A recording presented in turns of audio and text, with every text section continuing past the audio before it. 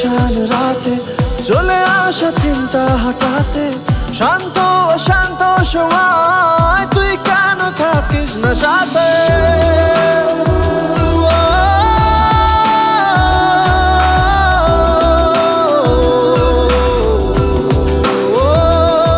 As a scenery আমি বলবো ক্যাপাডোকিয়া খুব ভালো জায়গা, আর সেরকম খুব ভালো ঠান্ডাও।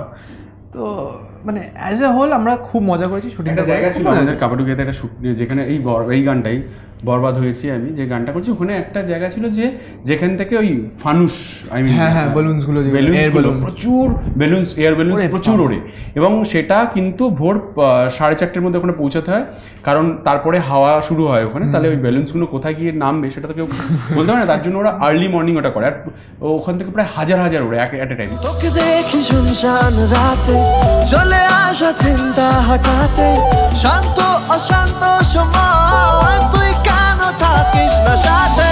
বরবাদ হয়েছি আমি তোর অপেক্ষায়, চুরবার করে দে আরো কিছু ইশারা।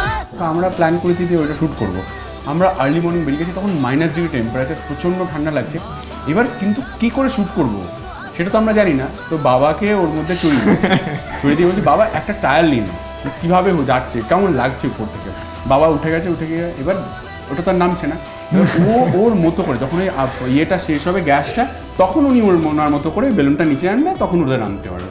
এবার ও বেরিয়ে গেছে, 1000টা বেলুনের মধ্যে আর খুঁজে পাচ্ছি না। এবার আমরা গাড়ি নিয়ে 3-4টে গাড়ি নিয়ে বেরিয়ে পড়লাম যে বাবা কোথায়, আর বাবা যাওয়ার সময় একটা কথাই বলেছিল, ভাই খেয়াল রাখনা আপনা, বম্বে মে মিলেঙ্গে। এবার সত্যি বম্বেতে গেল কিনা। এবার প্রচণ্ড ফগি একটা পাহাড়ের উপরে হঠাৎ করে ওখান থেকে একটা ওয়াকি টকিতে আমাদের কাছে আসে যে আমরা এখানে ল্যান্ড করেছি। তো আমরা সেখানে ছুটে গিয়ে কিচ্ছু খুঁজে পাচ্ছি না, দেখতে পাচ্ছি না। বাবা দেখছি ধোঁয়ার মধ্যে থেকে মানে ফগের মধ্যে থেকে এসে আমাদেরকে বলছে যে ও নামার পরে ওয়াইন একটা পার্টি হয় ওদের, খুব অসাধারণ একটা ব্যাপার, একটা রয়্যাল ব্যাপার হয়।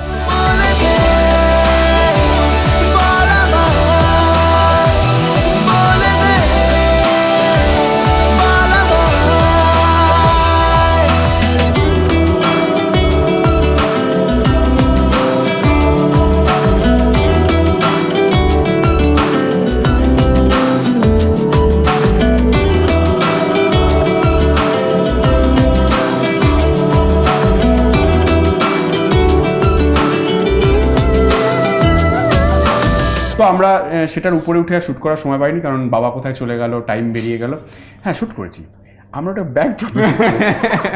আমরা এমন জায়গায় গেছি, বলছি চল শর্ট রেডি, পেছন থেকে বেলুন বেরিয়ে চলে গেল, হলো না। এই আবার দাঁড়িয়েছি বলে ওই যে দূরে আসছে, তাড়াতাড়ি জড়িয়ে ধর। শর্টটার মধ্যে একটা গানটার মধ্যে একটা শর্ট আছে, ওরা দুজন জড়িয়ে ধরেছে আর বেলুনটা পাশ দিয়ে বেরিয়ে যাচ্ছে। ওটা বেসিক্যালি আমরা বেলুনকে ফলো করছিলাম, বেলুন আমাদেরকে না। একদম। তোকে দেখি শুনশান রাতে চলে আসা চিন্তা হঠাতে, শান্ত অশান্ত সময় তুই কেন থাকিস না সাথে?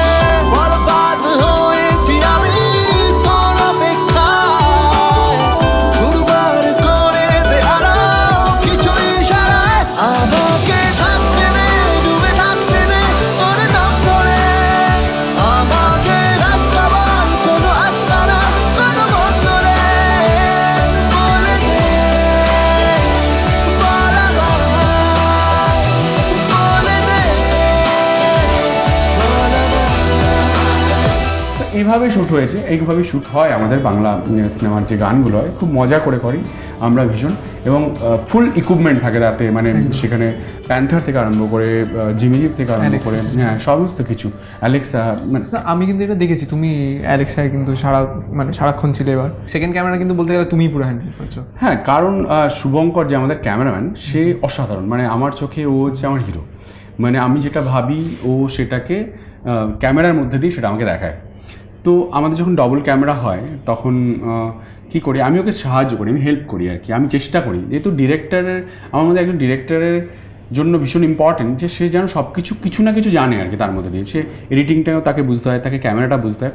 তো আমি ওই চেষ্টা করি আর কি যতটা পারি, একটু ক্যামেরা ধরে ক্যামেরা ফ্রেমিংটাকে কীভাবে, আমি তোকে প্রচণ্ড তারা দিয়ে চল শুভঙ্কর চল, দেরি হয়ে যাচ্ছে, চল না, আরে বলছি দাঁড়া লাইটটা করতে দাঁড়া, কিছু জানি না, তো লাইট তো সব আছে, চল এগোনো বোকার মতো যখন ওকে চিল্লামিল্লি করে বলি তাড়াতাড়ি শেষ করার জন্য, তখন বুঝতে পারি, যখন আমি ক্যামেরাটা ধরি তখন বুঝতে পারি যে ওটাও ভীষণ ইম্পর্টেন্ট একটা পার্ট।